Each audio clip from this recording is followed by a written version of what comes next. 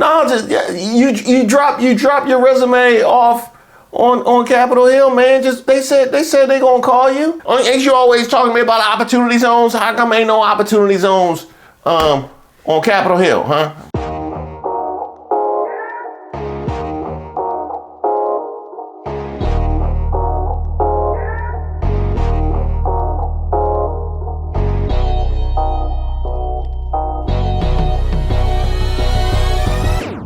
Hey, shout out to all of our subscribers and members here on the channel. My name is Reese Waters, and this is Who Raised Y'all, where we highlight those unique individuals going above and beyond to make our society worse. You know, the kind of people you'll see asking to speak to the manager at the pearly gates. And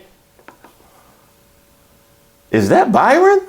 All I will say is I am not surprised that I have not been named, but that does not mean I'm not going to do other things in the future. Have you? Yeah, we heard that. We heard who you trying to convince, us or you? No, just you drop your resume off on Capitol Hill, man. Just they said they gonna call you. Is that Tim? Happy Thanksgiving. Happy Thanksgiving. This is our first Thanksgiving together. We have lots of family in the house. I want to stop and say to everyone, God bless our country. God bless you and your family. Proverbs 18:22 says, he who finds a wife finds a good thing and obtains favor from the Lord. I'm so thankful that after 31 years of praying, this Thanksgiving, I get to celebrate it with my beautiful bride.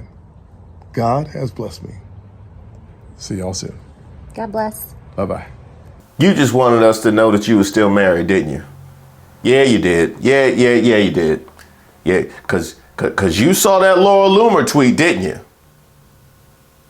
Here I am minding my own business, laughing inside my head at the black conservatorship when I get this entry from one of our members, Shakiva, and shout out to you. Black Republicans feel left out of Trump's second term picks. Ah, yes. Black Republicans, come on down.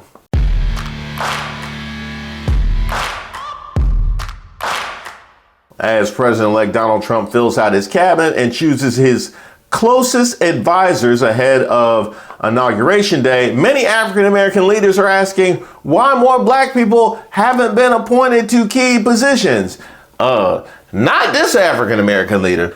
I mean, that was presumptuous. I called myself a leader, but not me. You mean the people that couldn't wait to throw the DEI label on anybody who failed the brown paper bag test? We shocked they didn't appoint no black people to key positions. ABC News spoke to more than a half dozen longtime and new African-American conservatives and Republicans within Trumpworld in and outside of Washington. Last month, the president-elect appointed Scott Turner, who was executive director of the White House Opportunity and Revitalization Council during Trump's first term, to serve as secretary of the Department of Housing and Urban Development. And at the time when he nominated Scott Turner, I asked if there were any Broncos or Chargers fans who remember that. I haven't gotten any emails yet, but I'm still available at reesewaters.com. One area of frustration for many black Republicans was speculation that if Trump did nominate an African American to his administration, it would be at HUD, the department that has had the most black secretary appointments of any. He must have thought it was pronounced hood. Yeah, I think he thought it was pronounced hood. One black Southern Republican told ABC News, why is every black person given HUD? Adding that was the literal black job of the administration. It might just be one of those black jobs.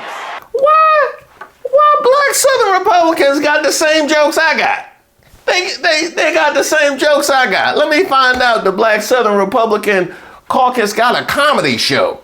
ABC News reached out to Trump's transition team for comment on his selections, but did not get a reply. Get this, 6 African Americans, six have served as HUD secretaries, including Robert Weaver, the first His appointment in 1966 by President Lyndon B. Johnson also made him the first African American appointed to a cabinet level position. So if you're scoring at home, not only is Hood the black job, it was literally inaugurated by the first black cabinet member. It was designed to be the black. It sounded like it was designed to be the black job. I ain't gonna lie.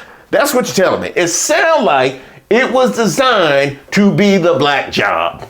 I'm surprised they didn't just call that like Secretary of Swag or Advisor for Cornrows. And what exactly are your qualifications to be Secretary of HUD? I graduated summa cum laude from the School of Hard Knocks. The first African-American woman to serve in a presidential cabinet was Patricia Roberts Harris, who was the first African-American Health and Human Services Director and later HUD Secretary. She served under President Jimmy Carter. Former HUD Secretary Samuel Pierce was the only black cabinet official in the Reagan administration. So he did always claim that he wanted to be like Reagan, right? Just having the one black cabinet official who was at HUD. That's where he's already kind of carved that ground already. Ben Carson was Trump's sole black cabinet member in his first term. Now you had one black cabinet member in his first term, so you have to ask yourself, in the intervening years between 2020 and 2024, has he been more or less open and inviting to blacks? How has he spent that time? And then I got indicted a second time, and a third time, and a fourth time.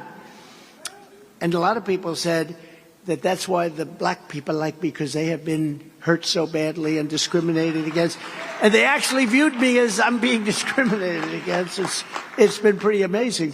Because the black conservatives would have me understand that he's one of us. They would have me understand that he actually represents us and he's somebody that we can identify with. So naturally, he would be like, what, ain't you always talking to me about opportunity zones? You know, the ways in which they be able to circulate money amongst their rich donors and call it a handout to us. Yeah. Ain't you always talking to me about opportunity zones? How come ain't no opportunity zones on Capitol Hill, huh? Ain't no opportunity zones in DC, huh? Is that what it is? In mid-November, Carson posted that he was excited to speak with President Trump about how I will continue to advance the America First agenda and am meeting with him in the near future. However, contrary to reports, I will not be serving as the Surgeon General.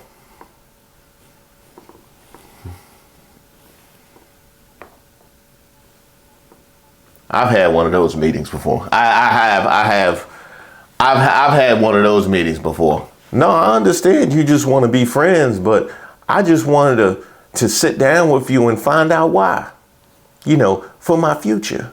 The Departments of Treasury and Interior remain the only departments that have never had a black secretary. Now, see, that makes a lot of sense. That does make a lot of sense because Department of the Treasury, we know when it comes to financial justice, that is the final frontier. Yeah, that is literally the final frontier. That's where MLK was in the final years of his life. Don't nobody want to talk about that though. Yeah, they keep us away from the Treasury. Somebody told a lie one day. And when you talk about Department of the Interior, we know what America's interior looks like. Yeah, we know exactly what America's interior looks like.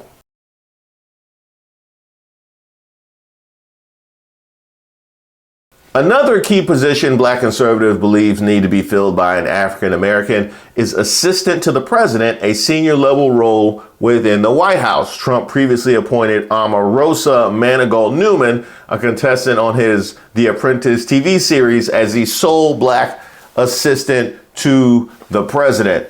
Is that really what you want? Huh? I know it's a good title. It is a good title,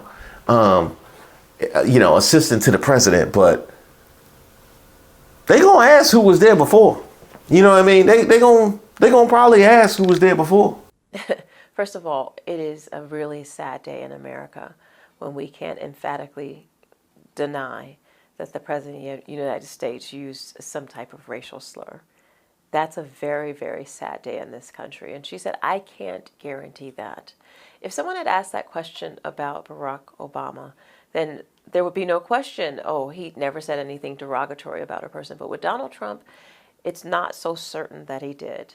And to have him say the things that he said about me in the multiple tweets that he sent out today just lets you know, if he would call me a dog in public, what is he saying about me in private? Quote, I do think if you're really talking about black influence inside the White House, does Trump want his only legacy of having the only AP for 2 terms be Omarosa, said one black Republican strategist. It don't really sound like he's too concerned about the legacy of his picks. I'm just going, don't really sound like he cares much about that. And quite frankly, I am shocked that you're even asking that question. I mean, you saw who he already done nominated. When I was a kid, my uncle was the first Irish Catholic president of our country, and when he ran for president, there was a tremendous resurgence in anti-Catholic sentiment in this country, and a resurgence of the Ku Klux Klan.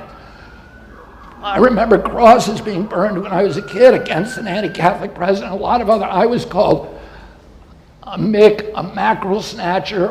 After Omarosa's departure, Jerron Smith served as a special assistant on legislative affairs before rising to deputy assistant to the president for domestic policy.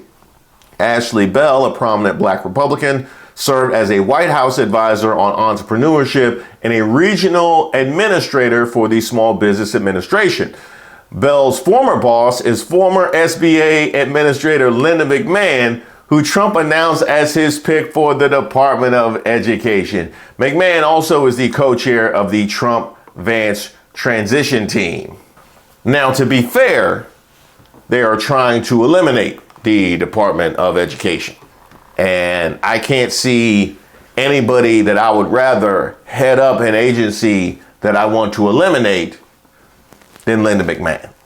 Although, if we're being honest, that was a perfect opportunity for a free black. I mean, you could have had a free black, put him at Department of Education, and then bam, February, Black History Month, you eliminate Department of Education. Congratulations, happy Black History Month, eat your fried chicken.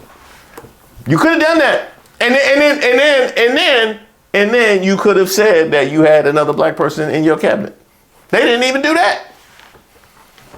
It's looking sorry out here for y'all, I'll be honest. Some of the former president's most ardent defenders have grown restless with the lack of black appointees, as Trump selected several others who would be first in those positions.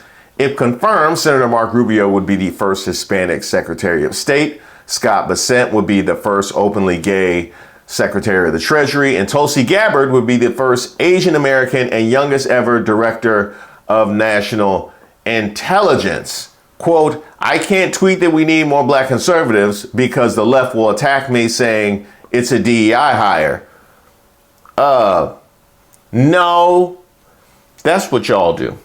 Yeah, that's what y'all do. If anything, that's the reason why they haven't put more black people around, because that's what comes from y'all's caucus. I don't know who this Southern Republican is, but he certainly is not on X. I can tell you that right now. He's definitely not on X. I'll tell you, that Tulsi Gabbard pick is falling under the radar, but it is souring every single day. And don't forget Pete Hegseth. Yeah, because if he becomes Secretary of Defense, he will become the first ever whose mother openly admitted she was ashamed of it. Don't try and clean it up now, mama. You said what you said. Now we got to deal with it. Huh? What, I got some crust on my mouth? However, one black Republican operative told ABC News it's still very early when it comes to appointments.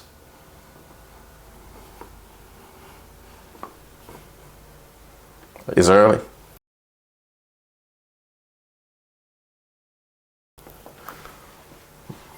That was Byron Donalds, wasn't it? I know Byron when I hear him. I know Byron. I should have read that quote in a Jamaican accent. Well, you know, I'd be from Jamaica, man. Lord have mercy.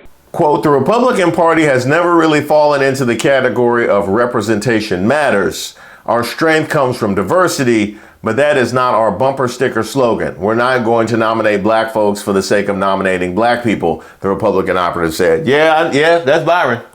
That is definitely, that was either Byron or Steven from Django. That was one of the two of them, I know. The operative noted that black Republicans have made strides in leadership across the country. Senator Tim Scott will chair the National Republican Senatorial Committee, making sure that other people are able to get money and get elected.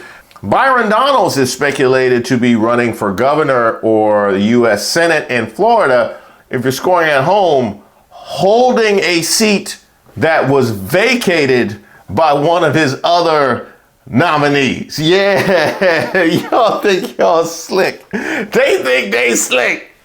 Hey, Byron, can you hold our spot in line right here? Can you just hold our spot in line? Yeah. Nah, we don't have enough tickets for you to get in. Just hold our spot in line. We'll come. You know what? We'll come out. We'll bring you some cake when we finish. We'll bring you some pie. How about that? What kind of pie you like? You like watermelon pie? And Winsome Sears is seeking to become the first black female governor in the country in Virginia. And by the way, if you know anything about Virginia politics, she was actually the last candidate left that didn't have photos in blackface. So it's kind of a war of attrition when it comes to that. Byron Donalds on CNN last month took aim at President Joe Biden's focus on diversity within his administration when asked about the lack of diversity among Trump's nominees, saying, quote, if you look at how the Democrats filled Joe Biden's cabinet, they wanted to have a piece of every identity. But did they get the job done? Did they actually serve the interests of the American people? Well, I'm not all the American people, but I believe my interests were, served. What Donald Trump's election is about is bringing competency and reality back to D.C. and the White House, regardless of their race, regardless of their religion, regardless of their creed. Long as they ain't black. Yeah. We open to most creeds. Yeah, we open to most creeds. Yeah. Although some black leaders inside and out of politics are highly qualified, another barrier that black conservatives face is added scrutiny because of their dual identity. Quote, Trump isn't a traditional Republican. He doesn't use traditional Republican institutions in the same way that past presidential candidates have. So there isn't a kind of pipeline, long-term relations. That was from Asante Muhammad, which is a very eloquent way of saying he was a Democrat and does not represent traditional Republican ideals. That is, I don't know why you had to say all the words. I don't know why you had to say all the words. Like past Republicans would not recognize him, probably wouldn't even acknowledge him. No, you need to say all the words. Being part of Trumpworld isn't easy. It's almost a personal blacklisting in the outside world. So it is risky, in my opinion, to be a part of this organization for black people that may want to be part of the cause, but it's not worth their bottom dollar, said one black Republican strategist. Now, you are already part of the cause. Like you already have revealed yourself to be a proud member of the black conservatorship and supporter of Trump. So I don't know why taking an elevated position would be an issue. That's just getting the fruits of your labor. You are engaging in labor, but you are receiving no fruits for your labor. We have words for that. That seems to be their use for the black conservatorship. That's just what it looked like, bro. That's what it looked like. You can say whatever you want to say about Biden trying to get a piece of every identity. He sure got a lot of ours. When black people are put underneath this microscope of being Trump affiliated, they look past your color and you are public enemy number one, a black Republican operative said. No, they don't look they don't look past your color. I think your color, when you're part of Trumpworld, is one of the most objectionable things, given his past relationship with race. So just don't you sell yourself short, Black Republican operative. Don't you sell yourself short. We are not looking past your color. I acknowledge it as every bit the problem that I should. The Republican strategist said Black Republicans face a different set of expectations. They don't necessarily thrive in spaces that are massively disruptive, such as the second Trump term. Quote, I don't think disruption really leans into our skill set the way things are currently set up. We have to play things a little bit differently. There's no Black Republican version of Matt Gaetz. They don't last. Now that's interesting. Now you're generalizing, but you say that there's no Black Republican version of Matt Gaetz. You don't think disruption really leans into your skill set. So what you're basically saying is you don't have the freedom to act as wild as the whites do within Trumpworld, which sounds like a bit of a double standard, dog. Yeah, that's what it sounds like. Sounds like a bit of a double standard. Yeah, from the world that you told me was post-racial. You know what I mean? You know, they don't see color. You know, y'all, all the Democrats always talking about color. Well, this is that's what you said. You know what I mean? That's what you said. You know what I mean? I did. Look, I'm just using your own words. I'm just you the one that said there's no Matt Gaetz and Black Trumpworld, and y'all have to eat at the wrought iron table out back. You the one that said that. Quote, those of us who have survived and been there for years and made it work have done so by being steady, consistent, reliable, and trustworthy. The majority of Black Republicans who spoke to ABC News acknowledged that while the optics of Trump being surrounded by mostly white people aren't ideal, they believe if Trump delivers on a better economy, securing the border, Second Step Act, and judicial reform, it could be transformative for the Black community, but they do want the former president to hire more conservatives. So it's not ideal, right? This isn't ideal. How did the job interview go? It wasn't ideal. It wasn't ideal. No, they not only did I not get the job, they jumped me out back. Not ideal. Had the nerve to try and say that the Democrats would have won, calling out DEI. Meanwhile, this who they got in office. So let me tell you about a senator in Tennessee, this evangelical old white dude who helped get the Tennessee 3 expelled. You know, the wonderful Tennessee 3, who is behind bans of health care for transgender youth, the one making its way to the Supreme Court, being heard right now at the Supreme Court, the one who's behind the ban of drag shows in Tennessee, criminalizing drag shows, the one who has been passing all Project 2025, holier than thou, we are better than everyone, white nationalist, Christian nationalist legislation. That old evangelical white dude, is also the same guy who just got busted for driving intoxicated at almost twice the legal limit, hitting another vehicle, and then running, taking off instead of waiting. And when the police finally found him, they had him walk a white line to administer the test, and he pissed all over himself. He completely saturated his pants. Okay? Yeah. There's that senator in Tennessee, and that all just happened. And for our Gen Z, I just want you to know there used to be a time where someone like that would issue an immediate press release and say, I am horrified with my behavior, I'm ashamed, and I have decided to immediately resign my position. But this isn't long ago.